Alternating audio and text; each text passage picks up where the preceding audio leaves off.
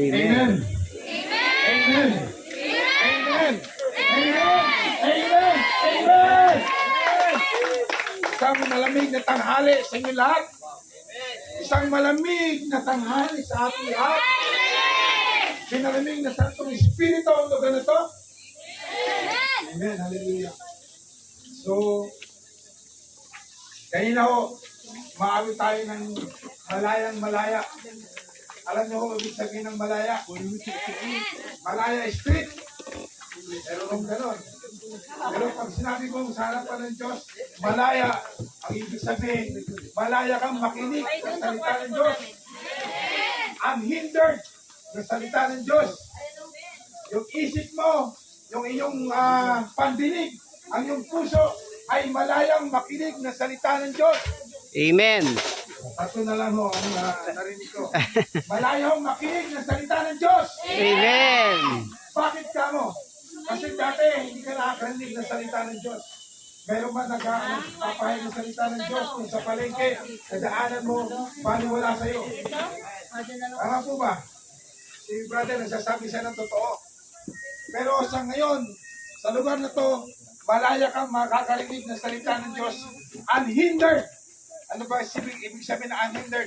Walang pumipigil, walang kayang pumigil na salita ng Diyos ay marinig ng iyong spiritual ears, madama ng spiritual heart. Nang sa ganon, talagang malaya ka sa Panginoon. Amen. Ano ba? Tapos sabi nga noon ng pangalawang kanta natin sa anumang panahon, no. Sa lahat ng panahon, Diyos Amen. ka sa akin. Ano ba ibig sabihin nito? Diyos ka sa akin kahit mahirap ako. Diyos ka sa akin kahit dumaranas ako ng mga pagsubok. Diyos ka sa akin kahit malayo ako makapagpuri sa iyo. Diyos ka sa akin kahit makapal ang pulsa ko. Diyos ka sa akin kahit walang pulsa. Wala akong pulsa. Diyos ka sa akin kahit nagugutom ako. Diyos ka sa akin kahit busog ako. Amen o ba? Ganun o ibig sabihin nun. Sapagkat sa lahat ng panahon, talagang Diyos siya at mananatiling Diyos. Bakit? Nilikha niya ang panahon. Nilikha niya ang lahat ng panahon sa buhay mo. Yung season ng buhay mo. Ngayon, umaapoy ka sa Panginoon. Pag uwi mo, kahit hindi ka mag-uapoy sa Panginoon, Diyos pa rin siya at mananatili siyang Diyos sa buhay mo. Palakpakan po natin ang Panginoon. Hallelujah. Yung tatalakayin po natin ay Matthew chapter 5 verse 9. Verse 5, chapter 9. Chapter 5 verse 9. Amen po ba? Blessed are the peacemakers. Amen. Amen. For they shall be called the children of God. Amen. Children of God. Amen. They shall be called the children of God. Amen. Kayo po ba ay meron tatay? Amen. Amen.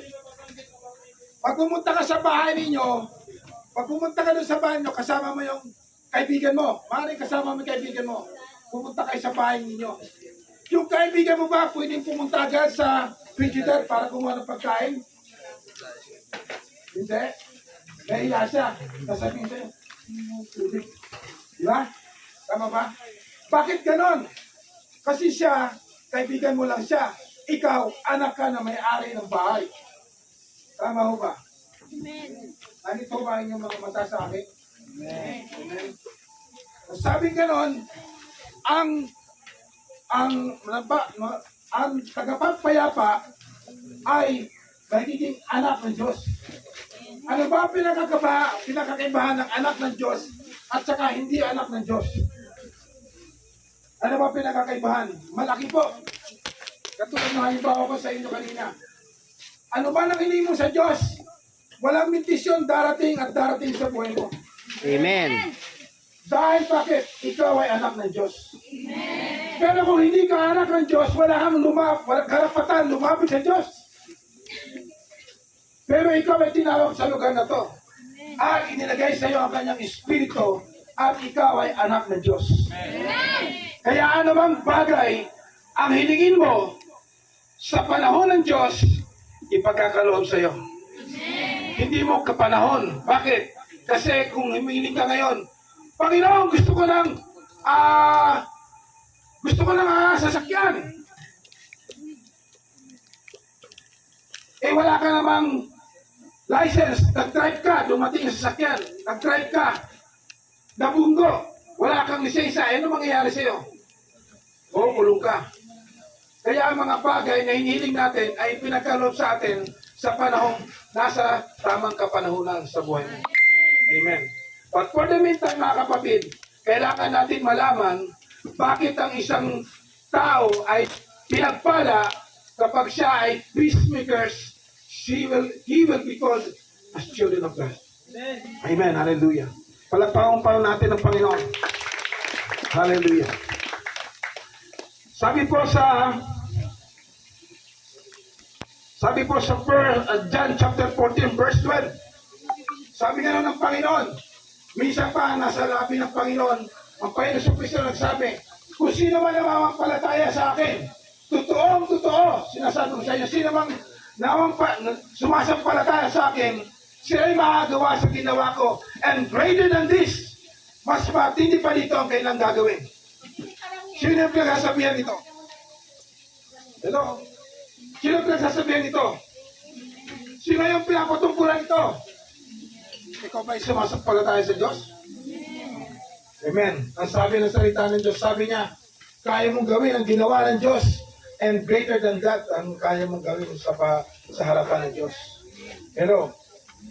Nandiyan pa tayo. So, ikaw at ako ay itinalaga na ng Diyos na gumawa ng mga bagay na katulad ng ginawa niya at higit pa doon. Gusto niyo ba yun? Kayo dyan, gusto niyo? Tayo po yung manalangin. Hallelujah. Ama, tunay nga Lord na ang mga kabataan ito, Lord God, ay handa ang kailang puso, Panginoon, na magamit mo sa kapanahon ito. Sila po ay handa na pag-alis sa lugar na ito, Panginoon, Lord God, sila po ay mag-exploit. Sila po, Panginoon, ay magmamahal ng todo siyang salita, Panginoon, Lord God. At Panginoon, hayaan mo ng Santong Espiritu ay gamitin ang oras na ito, Panginoon, upang, Panginoon, ang iyong mga salita ay maging buhay sa bawat sa amin. In Jesus' name, amen and amen. Hallelujah. Palagpakan po misa natin ng Diyos. Alam nyo, yung peacemakers. Kapag pinag-aralan po natin to, ang sabi ho ng Biblia sa verse 27 ng John chapter 14 verse 27, ang sabi pong ganon, peace I leave with you, my peace I give unto you, not as the world giveth. Give I unto you, let not your heart be troubled, neither let it be afraid. Ang kayapaan ay iniiwan ko sa inyo, ang aking kapayapaan ay ibinibigay ko sa inyo. Hindi gaya ng ibinibigay ng sanlibutan, ang ibinigay ko sa inyo, huwag maguluminhanan ang inyong puso at ni matakot man. Nandiyan pa po ba kayo dyan? Amen. So ang gusto ng Diyos, mga kapatid, ang ibinibigay niyang kapayapaan na nais niya na i-share mo ay yung kapayapaan na kung saan hindi katulad hunang ito ay ganito. Kapag mayroon kang pera, parang payapa ka na. Pero kapag walang pera, paano yun? Nandiyan na ba tayo? Ang binibigay ng Diyos sa kapayapaan ay yung kapayapaan na galing sa Kanya na naranasan niya dito sa lupa. Hello, nandiyan po ba kayo? Naranasan niya dito sa lupa at ito po ay Kanyang ibinigay sa isa sa atin. Yung kapayapaan po na ang sabi sa Philippians chapter 4 verse 7, kapayapaan hindi malirip, hindi may paliwanag ng mundong ito. Na sa kabila ng mga sitwasyon sa buhay, mapayapa ka pa rin. Ikaw ay masaya, hindi ka malungkot, hindi ka natatakot. Ikaw ay masaya. Meron kang kagalakan sa puso sapagkat alam mo, every minute of the situation mo sa buhay ay kasama mo ang Diyos. Hindi ka niya pabayaan at hindi ka niya iiwanan. Amen? So yung po yung pinakamaganda na malaman natin na ang tinataglay nating kapayapaan ay hindi kapayapaan na pinagkaloob ng Panginoon Kristo sa atin. Na sa kabila na kahit saan tayo pumunta, mapapansin nila sa'yo, sa mga kaibigan mo, bakit napakasayahin mo ngayon? Bakit parang hindi ka natatakot? It's because yung kasayahan na yun ay galing sa Panginoon. Amen. Amen. Hallelujah. Salamat sa gitna. Nagpalakpakan ay nag-amen. Yun dito. Amen. Yun nasa likuran. Amen. Hallelujah. Yun po ang kailangan na maunawaan natin na ang ibinibigay ng Panginoon sa atin, hindi mo siya nakikita. Pero ito ay salita ng Diyos na ibinibigay sa iyo na kapag tinanggap mo, it will create an impact in your life. Amen? Amen. Alam niyo naman ang salitang impact? Isa lang nag-amen. Yung impact ko na kapag dumating sa iyo, nakakaroon ng changes sa buhay mo. Yung dati na ikaw ay sa bahay mo ay magulo, ngayon, ang lumalabas sa mga labi mo ay mayroong papuri sa Diyos. Amen. Amen. Hallelujah. Talagang dito lang sa gitna yung aking audience, dito, hindi nag-amen. Yung nasa karoon, hindi nag-amen. Amen po ba dyan? Yes. Amen. Hallelujah. So, tuloy ho tayo mga kapatid.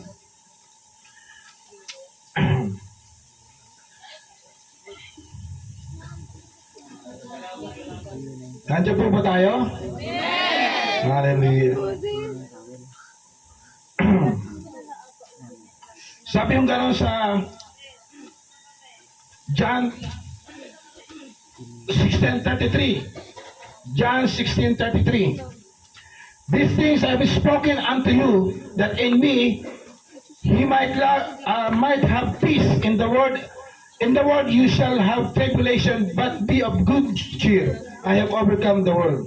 Ang bagay na ito ay sinalita ko sa inyo upang kayo magkaroon sa akin ng kapayapaan.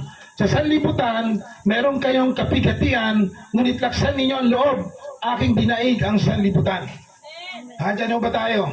Isa pa ho na dapat yung tandaan na ang Panginoon sa Kristo, dinaig niya ang sanlibutan. Amen? Alam niyo ba ibig sabihin ng sanlibutan? Amen. Amen. Ang sanlibutan po ay ganito. Yung sanlibutan, ang ibig sabihin ay yung sistema ng mundong ito. Yung sistema na kung saan doon ka nakatira. Makapansin mo na lahat ng bagay na yan ay mga sistema na kung saan it's always against the Word of God. Amen. Paano mo na napapatunayan kapatid? Kasi ako nung katulad nyo, tinanggap ko ang Panginoon. Pagdating ko sa lugar namin, tinutuyan ko ng mga kaibigan ko. Hello? Hello? Tinutuyan ako ng mga kaibigan ko.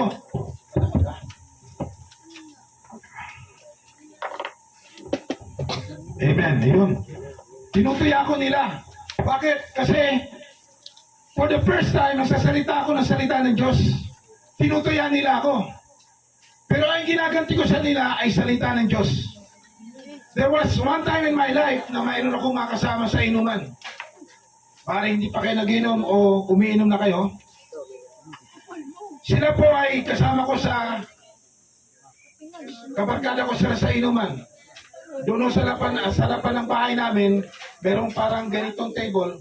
At pagka ako lumalabas, bago ko lumas, naado ng inuman namin. For the first time, andyan pa po ba kayo? Amen! O ginugutom na kayo? Yes. Oh, amen na. Gutom na daw sila. For the first time, nung ako ay dumating at naunawa ako sa salita ng Diyos, hindi na ako umupo doon sa lamesa niyon. And for that fact, ang ginagawa nila, sinasabi nila sa akin, oh, bakit ka lalabas dito? Hindi ka man lang pumapasyal sa amin. Gets nyo? Amen. Maaaring kayo, pagdating nyo doon sa bahay ninyo, kung saan man kayo nasa sanlibutan na nakatira, maaaring kayo ay tutuyain din ng sanlibutan. Maaaring pagsabihan kayo ang corny mo or whatever na salita ngayon sa kapanunan ninyo.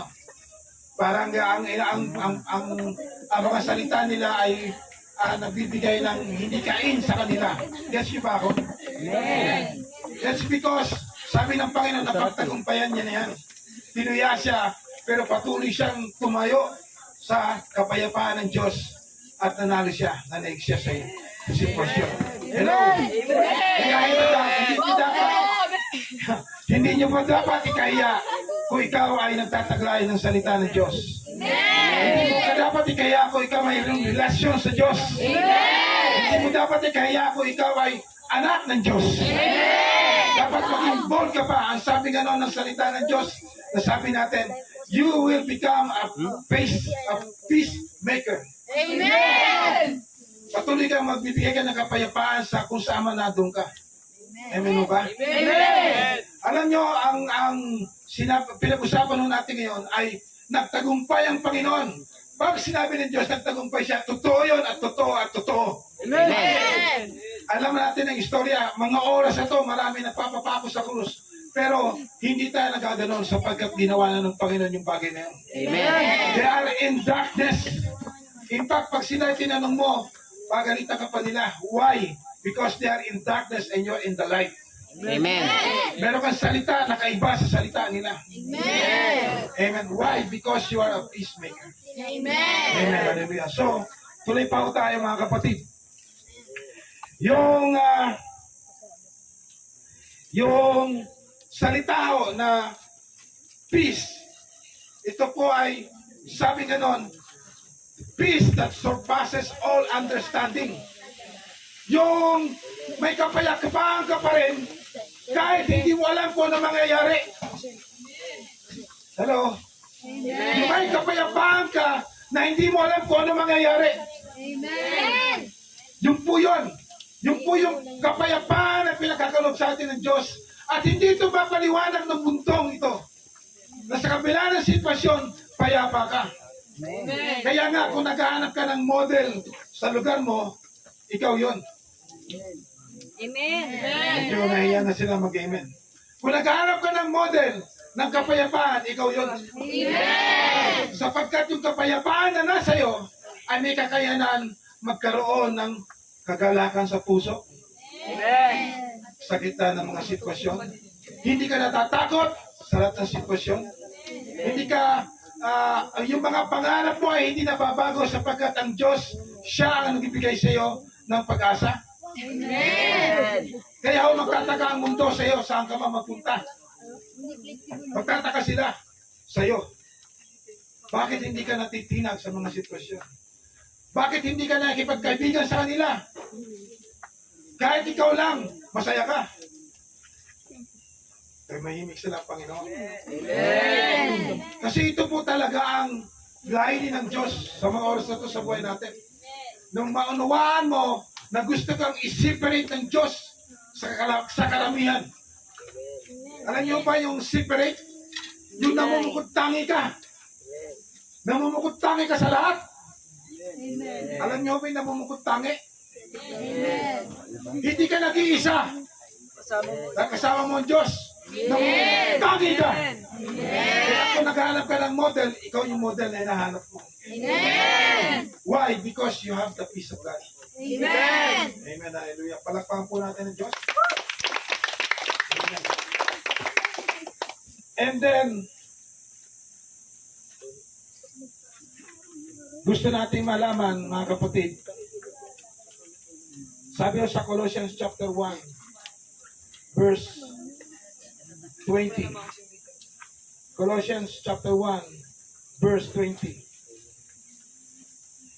And having made peace through the blood of his cross, by him to reconcile all things unto himself. By him, I say, whether they be things in earth or things in heaven. Sa pamagitan niya ay pakipagsuntuin sa kanya ang lahat ng mga bagay na pinapayapa niya sa pamagitan ng dugo ng kanyang krus, ng kanyang cross.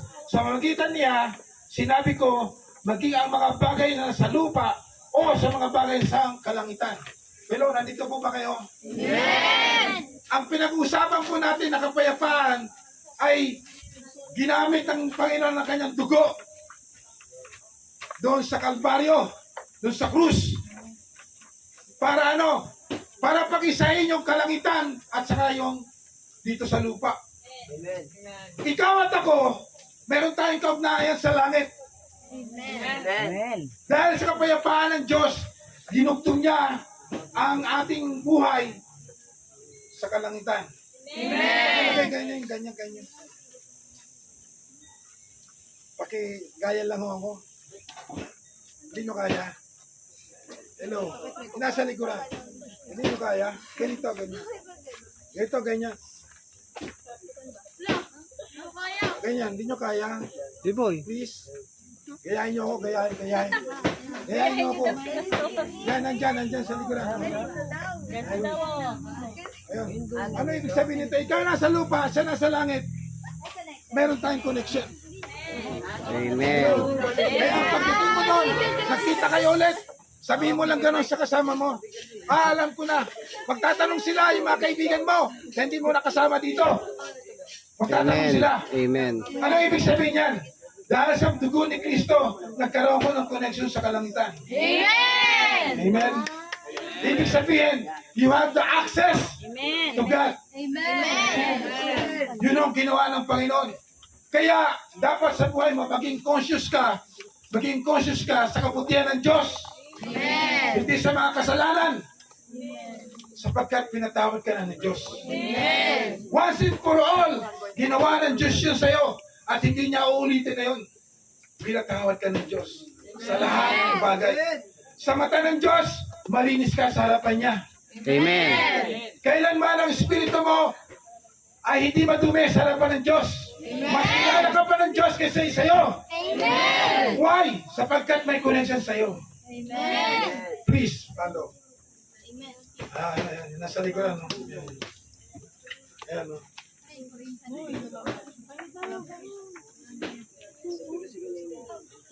Napipilitan sila iba. Ang OA naman ito. Kasi kailangan magkaroon ka ng impact. Pag uwi mo, ganoon ka lang. Makikita na makikita. Ano ibig mo sabihin? Meron akong connection sa langit. May kapayapaan, nagtitunubos ako ng dugo ng Panginoon sa Kristo. At nagkaroon ako ng relationship sa Panginoon. Di ba sabi ng salita ng Diyos? Tama po ba?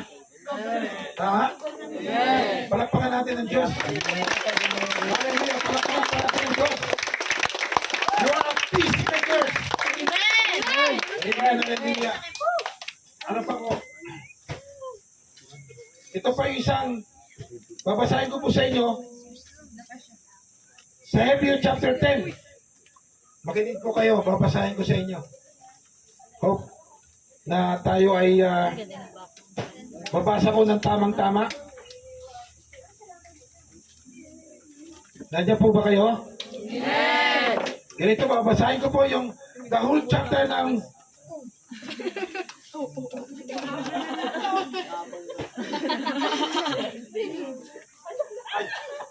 Hello, nandiyan po tayo. Hello. Gusto kong basahin sa inyo chapter 10 ng Hebreo. Chapter 10 ng Hebreo. Hindi man kayo, maaaring ngayon lang kayo nakasali sa ganito, pero babasahin ko sa inyo mga kapatid. Paano ginawa ng Panginoon si Kristo na tayo po ay sa harapan ng Diyos ay pinatawad ng Panginoon, ng Diyos Ama. Sabi yung gano'n. Ang kautusan ay malabong anino lamang na at hindi ganap na larawan ng mabuting bagay na darating. Hindi ito nagpapabanal sa mga lumalapit sa Diyos sa pamagitan ng mga haing inihandog taon-taon. Kung napatawad na nga ang mga lumalapit sa Diyos sa pamagitan ng ganitong mga handog, wala na sana silang alalahanin patungkol sa kanilang mga kasalanan at hindi na kailangan maghandog pa. Subalit, ang mga haing ito, ang taong-taon ay nagpapagunita sa mga tao ng kanilang mga kasalanan, sapagkat ang dugo ng mga toro at ang mga kambing ay hindi makapagpapawi ng mga kasalanan. Yes, nandiyan po ba kayo? Amen. Dahil diyan, nang si Kristo ay manaog sa sanlibutan, sinabi niya sa Diyos, ang mga hain at handog na mga hayop ay hindi mo ibig, kaya't inihanda mo ang aking katawan upang maging hain.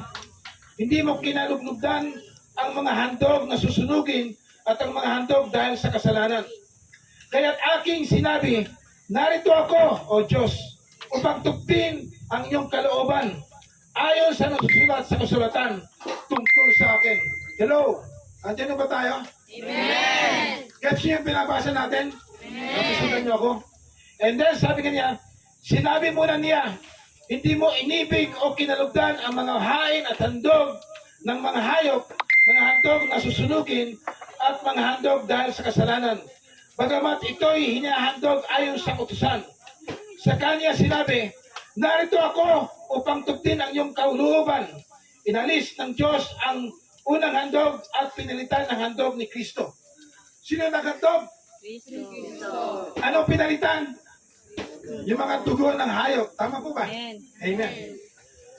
At dahil sa kanyang pagsunod sa kalooban ng Diyos, nilinis tayo ni Jesucristo sa ating mga kasalanan sa pamagitan ng isang paghahandog ng kanyang sarili. At iyo'y sapat na. Sapat na. Amen. Ano ibig ng sapat na? Tama lang. Okay na yon. Once, wala Amen. nang ibang papalit pa. Tama po ba? Amen. Naunawaan niyo ako? Amen. Hallelujah. Then, sabi gano'n, bawat saserdote ay nakatayo naglilingkod araw-araw at naghahandog na iyon at iyon din mga hain. Subalit hindi makakapawi ng kasalanan ang mga haing iyon. Ngunit si Kristo ay minsan lamang naghandog dahil sa mga kasalanan at iyo'y sapat na. Pagkatapos tumuklok siya sa kanan ng Diyos at naghihintay siya roon hanggang sa lubusang pasukuin sa kanya ng Diyos ang kanyang mga kaaway. Sa makatuwid sa pamagitan ng isa lamang paghandog ay kanyang pinaging banal magpakailanman ang mga lilinis niya. Ang Espiritu Santo ay nagpapatotoo na sa ating tungkol dito. Una ay sinabi niya, ito ang aking maging tipan sa kanila. Pagdating ng mga araw na yon, sabi ng Panginoon, iukit ko sa kanilang mga puso ang aking utos at itatanim ko ang mga ito sa kanilang mga isip. Kanya rin sinabi, pagkatapos hindi ko na alalahanin pa ang kanilang mga kasalanan at mga kasamaan. Sapagkat pinatawad na ang mga kasalanan, hindi sa kanilang paghandog dahil sa kasalanan. Hello? Palakpakan natin ang Diyos. Naunawaan niyo po ang pinasa natin. Yung ginawa ng Panginoon Kristo ay sapat na. Hindi na ulitin pa. Amen. Ikaw at ako'y pinalaya na. Ikaw at ako'y may kapayapaan na. Amen. Kapayapaan na galing sa langit. Amen. Upang ikaw ay ako ay mabuhay na payapa dito sa lupa. Amen. Mga radiant. Alam mo yung radiant? Alam niyo ba yung radiant? Radiant. Alam niyo ba yung radiant? Yung Liwanag. radiant ko yung kumikinang. Liwanag. Kumikinang Radiant. ka. Amen. Kumikinang ka ng kapangyarihan ng Diyos. Amen. Kapayapaan ng Diyos. Amen. Hallelujah. Yes, yung uba ko. Kaya ho, ikaw ay extraordinary person. Alam nyo ba, extraordinary? Extra na ordinary pa. Extraordinary yung kaiba ka. Pakisabi mo sa katabi mo, kaiba ka. Kaiba ka. Amen. Gaya ga. Amen. Ikaw ay kaiba. Ikaw ay kaiba. Amen. Ikaw ay kaiba. Amen. Ikaw ay kaiba. Hallelujah. Palakpakan po natin ang Diyos. Kaya ako sa tanghali ito bago ako kumain, magpapasalamat ka sa Diyos. Sabi mo, Panginoon, salamat sa kapayapaan na nangyari sa buhay ko. For the first time uuwi ka, wala kang kinakatakutan. Amen. Wala kang kinakataguan. Amen. Sapagkat ikaw ay anak ng Diyos. Taglay mong kapayapaan ng Diyos. Amen. At wala kang kasalanan sa harapan ng Diyos. Amen. Palakpakan po natin ang Panginoon. And then mga kapatid, hallelujah. Malapit na po. Malapit na pong maluto pagkain. Amen. Pagkain po. Sabi nga nun sa ito pa isang dapat natin malaman. Sa 1 John chapter 4 verse 17. 1 John chapter 4 17. Sabi yung ganon, ang pag-ibig ay naging ganap kung hindi natin kinakatakutan ng araw ng panghukom sapagkat tayo'y tulad ni Kristo. Sapagkat tayo tulad ni Kristo. Amen. Sapagkat tayo tulad ni Kristo. Amen. Sapagkat tayo tulad ni Kristo. Amen. Kahit nasa digdig pa ito. Sabi ganon, sa English mas maganda pa basahin eh. Sabi ganito. Okay pa ba kayo dyan? Amen. Busog pa kayo? Amen. Mahina na. Sabi yun, Beloved, let us love one another, for love is of God. And everyone that loveth is born of God and know it. Ano ko ulit? Hallelujah. Verse 17, yun. Sabi ganon, herein is our love made perfect, that we may have boldness in the day of judgment, because as He is, so are we in this world. As He is, so are we in this world. Amen. Amen. Ikaw daw ay representative ni Kristo. Amen. Ikaw ay representative ni Kristo. Amen. Ikaw ay representative ni Kristo. Amen. As He is, so are we in this world. Amen. As He is.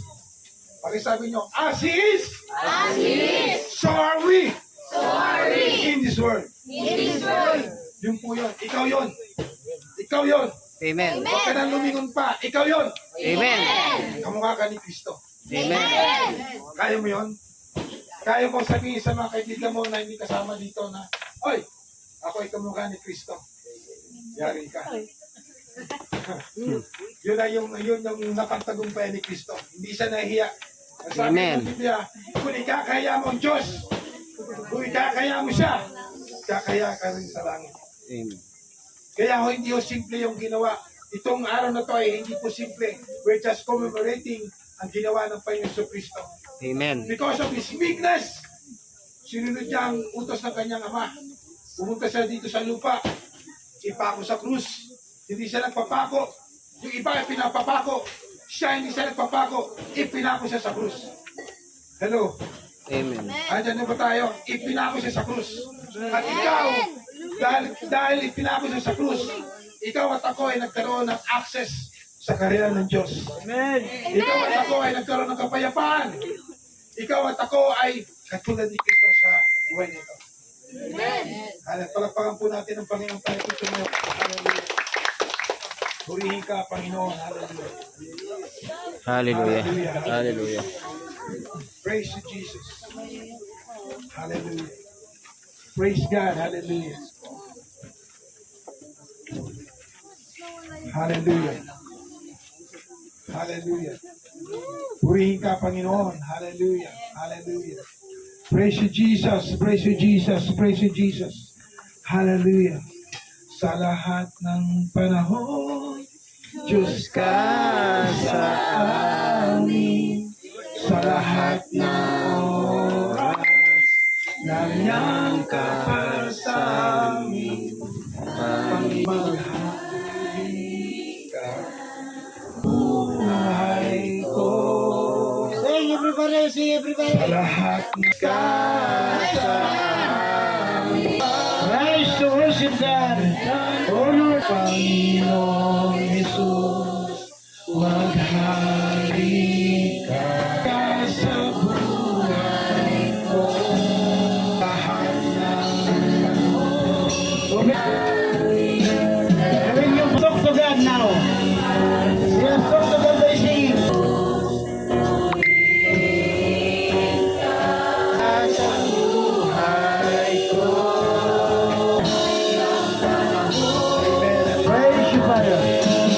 Praise you, Holy Spirit. Have mercy, O Lord, sa mga bata mo. Mightily empower us, God. Mightily change our mind and heart, O God. Hallelujah. Oh, hallelujah. Sing to God. Humble to God. Amen. Kneel down. Repent to God. Repent to God. Repent to God. The kingdom of God is coming. Kingdom of God upon you. Kingdom of God upon us. Hallelujah. Jesus. Hallelujah.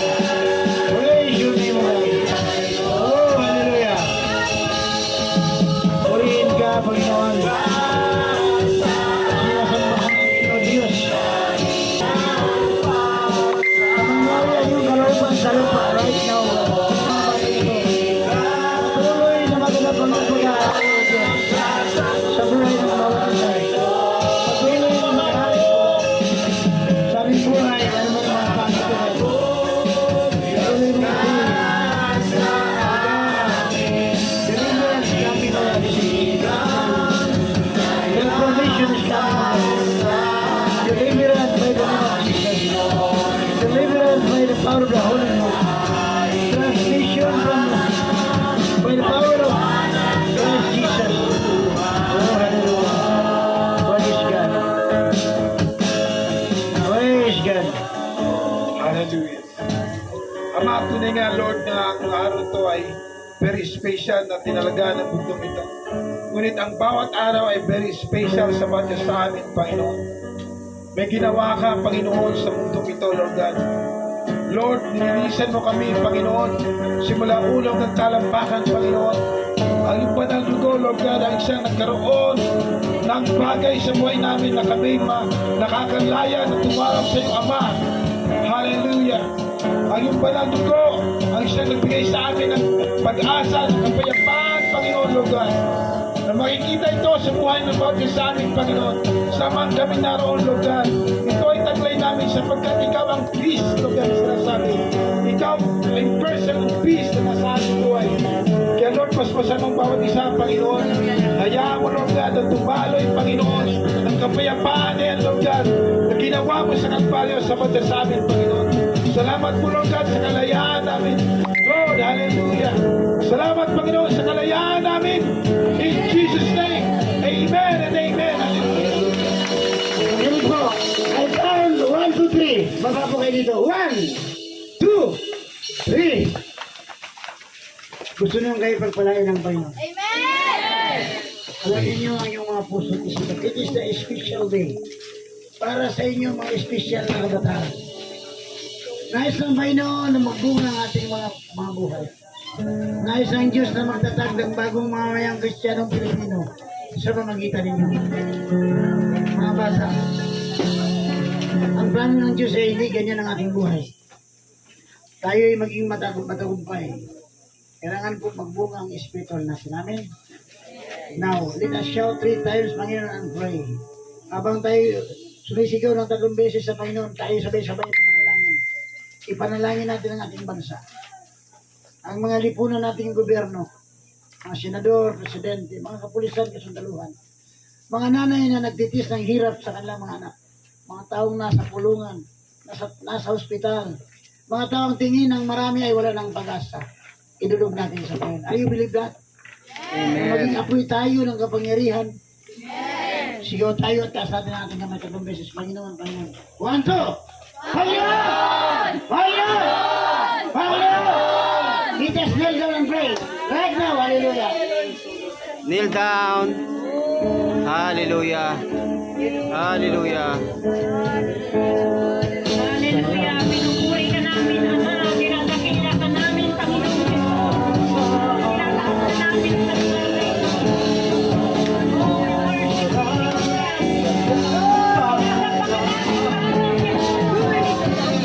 Dinadakila ka namin sa kapagpapala.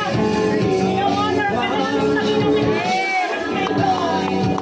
Ama, narito po kami, Ama, kasama mga kabataan, Ilonggo. Dinig ka namin,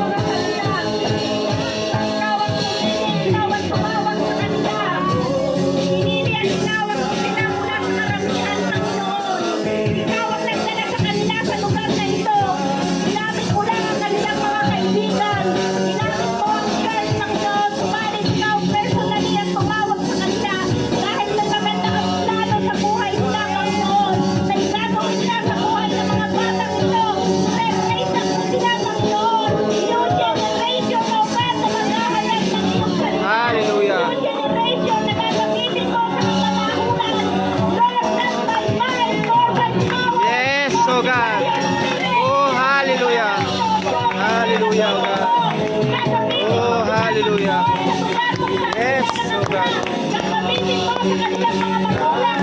Gagamitin mo sa eskwelahan. Gagamitin mo sa kanilang mga barkada, Panginoon. Lord, hindi sila ay hayaan mo mamangha. Kung paano nila gagamitin. Magmamahal sila sa iyong salita. Magmamahal sila sa iyong salita. Pamahalagahan nila ang Biblia, Panginoon. Pamahalagahan nila ang iyong salita, Panginoon. Dinidiklaan namin ang mga bata nito ay mananagumpay. Overcomer, Panginoon. Overcomer. Overcomer. Overcomer silang lahat, O Diyos. Dahil more than conqueror. More than conqueror ang mga kabataan ito. Lahat ng bagay nila ay magtatagumpayan nila. Dahil kasama ka nila, Panginoong Jesus. Hallelujah! Hallelujah! Oh, hallelujah.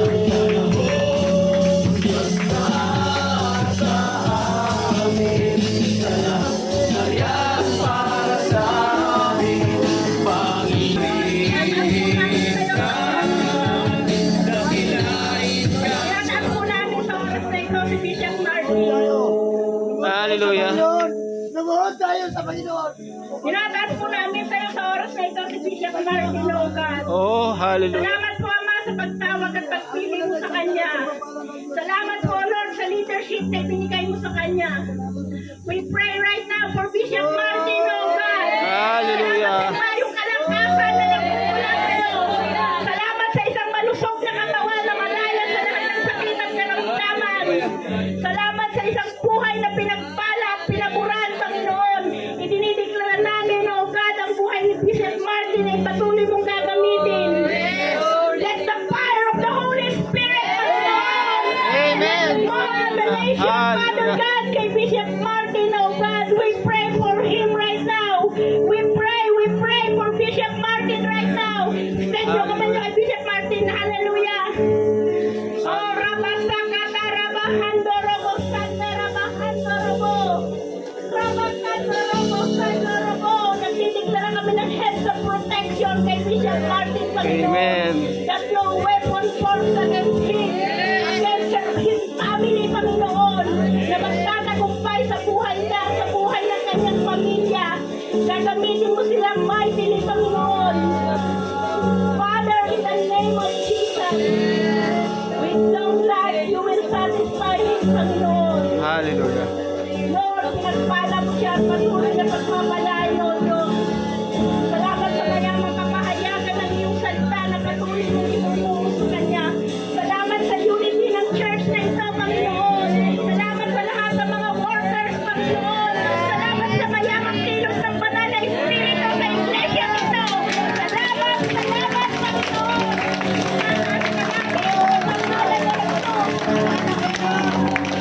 Palakpakan ng tuloy-tuloy na pinakpal. Malakas na palakpak!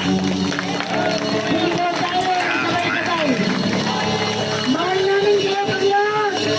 Mahal mo kami! Salamat, Ama.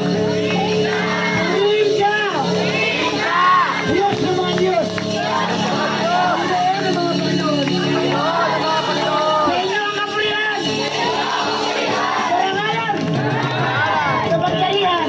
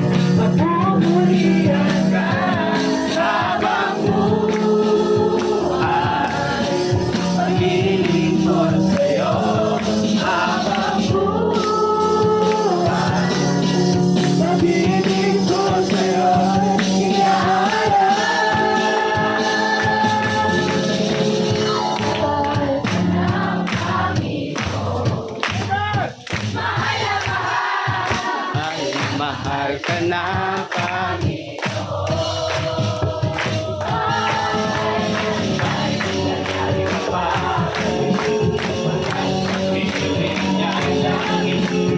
Mahal na mahal ka na, Panginoon. Okay. Sabihin natin, salamat Banal na Espiritu Santo. Salamat Holy Spirit! Salamat Holy Spirit! Ama, maraming salamat! Sa iyong anak na si Kristo Jesus. Purihin ka, O Diyos! Sa pangalan ni Jesus! Sa pangalan ni Jesus! Sa pangalan ni Jesus! Amen! Malalangin po natin mga pagkain. Diyos amang makapangyarihan sa lahat. Pinagpupurihan ka po namin. Pinasasalamatan, Panginoon. Salamat sa iyong presensya. Salamat sa kabusugan ng iyong mga banal na salita, O Diyos, na patuloy nagtitiis sa amin, nagbibigay kalusugan sa aming buhay espiritual. At sa mga oras na to, patuloy po namin dinudulog ang aming pagsasaluhang pagturala na pinagkaloob mo sa buhay ng bawat isa sa aming pagkain na pagsasalu-saluhan. Dalangin namin, Ama, basbasan niyo po ito magsilbing kalakasan, kagalakan sa aming mga pisikal na pangangatawan. Salamat, O Diyos, sa mga ginamit mong mga kamay upang ipagkaloob ito, upang mayahantang ito. Dalangin ko, patuloy niyong panubalikin ang pagpapala, ang kalakasan na nawala sa kanilang mga buhay. Maraming salamat po, O Diyos. Sa iyo po ang pinakamataas na papuri, pagsambat walhati, masabi lahat na Amen. Salamat sa Diyos! Diyan muna kayo, diyan muna. Diyan muna.